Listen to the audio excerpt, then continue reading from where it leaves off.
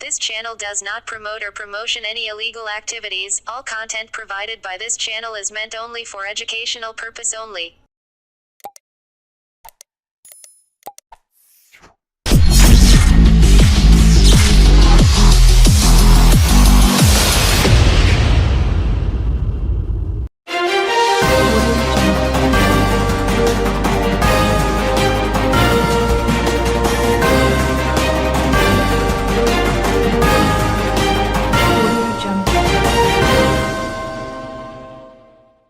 Bhubaneshwari Jaykrishna high school ও মধ্যপূর্বা আদ্রাসাতের বিদ্যাপীঠের ছাত্রছাত্রীদের নিয়ে বিদ্যারতী শিক্ষা কেন্দ্র নামে একটি কোচিং সেন্টারের পক্ষ থেকে সুন্দরবন থেকে পুরুলিয়ার অযোধ্যা পাহাড়ে ঘুরতে যাওয়ার আয়োজন করা হয়েছিল।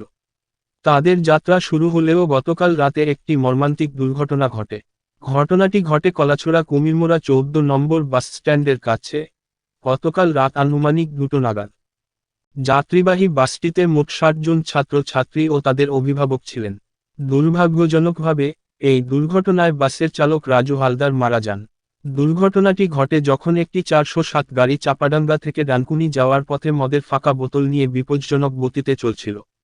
গাড়িটি নিয়ন্ত্রণ হারিয়ে যাত্রীবোঝাই বাসের সঙ্গে মুখোমুখি সংঘর্ষে লিপ্ত হয়। বাকিদের মধ্যে কয়েকজন আহত হলেও তাদের প্রাথমিক চিকিৎসা দিয়ে ছেড়ে দেওয়া হয়েছে। দুর্ঘটনার সময় বাসটিতে থাকা সবাই প্রচণ্ড ভীতসন্ত্রস্ত হয়ে পড়েছিল, তবে তাদের বড় কোনো শারীরিক ক্ষতি হয়নি।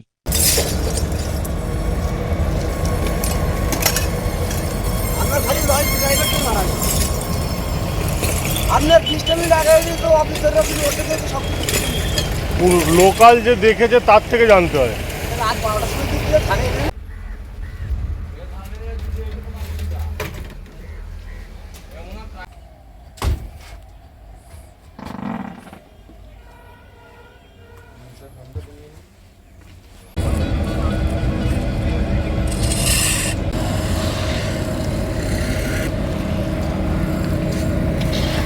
কি হয়েছিল?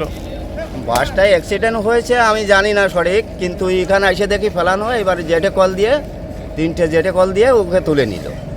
এখন আপনি এসে সকালে কি দেখলেন?